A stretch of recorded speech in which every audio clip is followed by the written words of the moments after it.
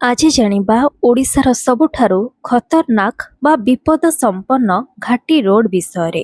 मु आज आपनको कहबी ओडिशार टॉप 5 विपद संपन्न घाटी रोड काहाको कुहा जाय। एही लिस्ट रे केउ सब रोड रहिछि, सेही स्थान केउ जिल्ला रे अछि, एही रोड केते किलोमीटर लंबा, ए सब जानिबा आगरु प्रथम रे जानंतु घाटी काहाको कुहा जाय।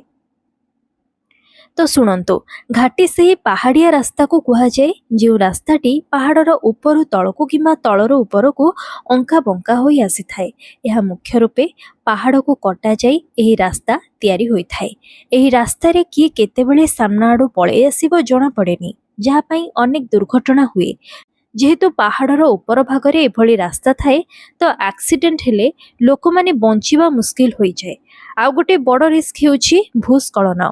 माने वर्षा दिन रे एभली रास्ता रे जीवा कथा नुहे, कारण पहाड़ केतेबेले भी धसी जाई पारे। रास्ता बहुत अंका बंका रही थाए। साधारण भावे पहाड़, गभीर उपत्यका, जंगल एवं नदी मध्यरु जाइथिबा एही रास्ता गुडी को घाटी रोड बोली कुहा जाए।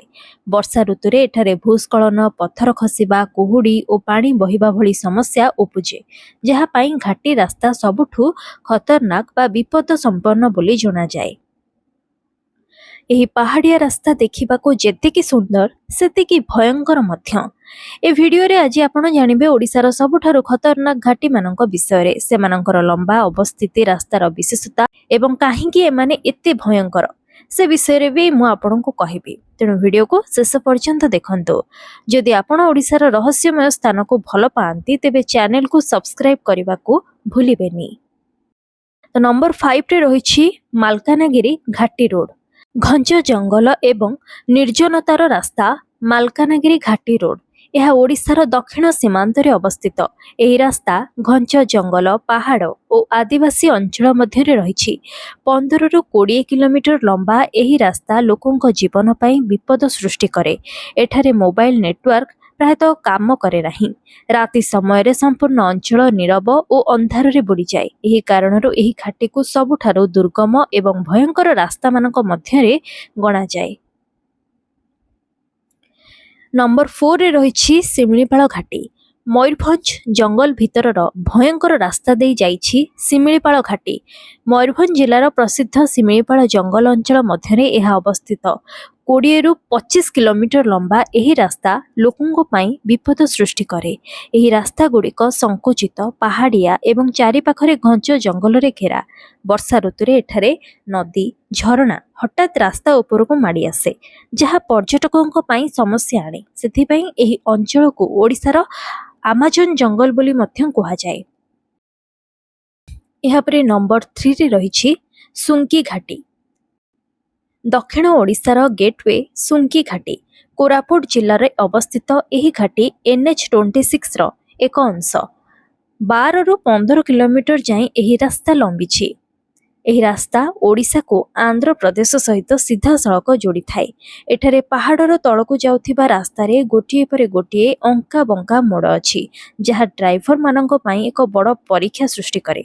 वर्षा ऋतु रे रास्ता स्लिप होई जाए।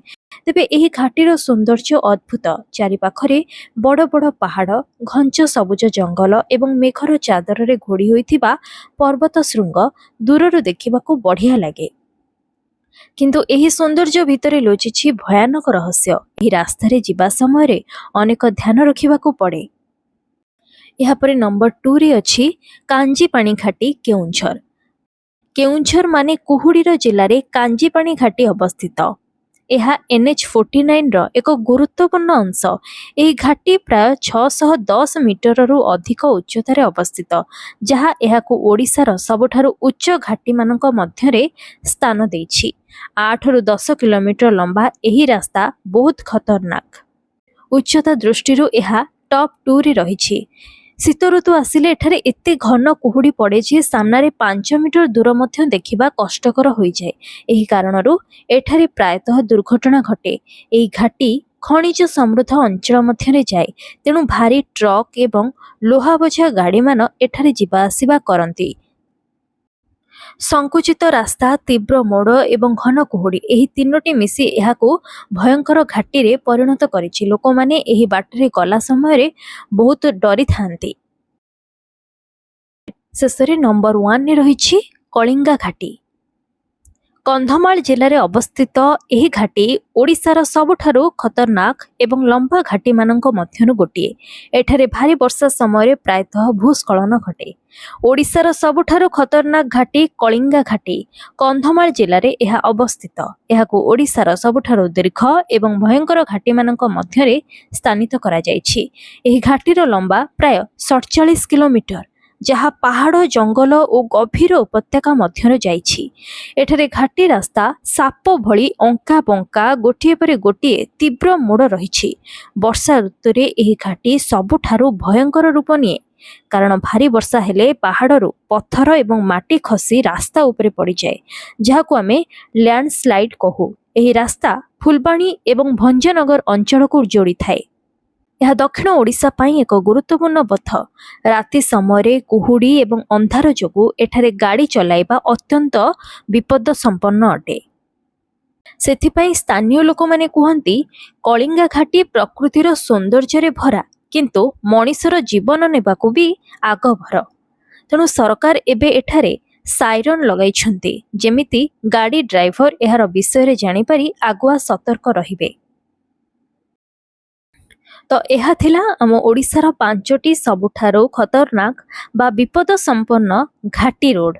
एही समस्त रास्ता आमको प्रकृतिर सौंदर्य देखाए सत, किंतु सेथि सहित सावधान रहिबार पाठ मध्य पढ़ाए।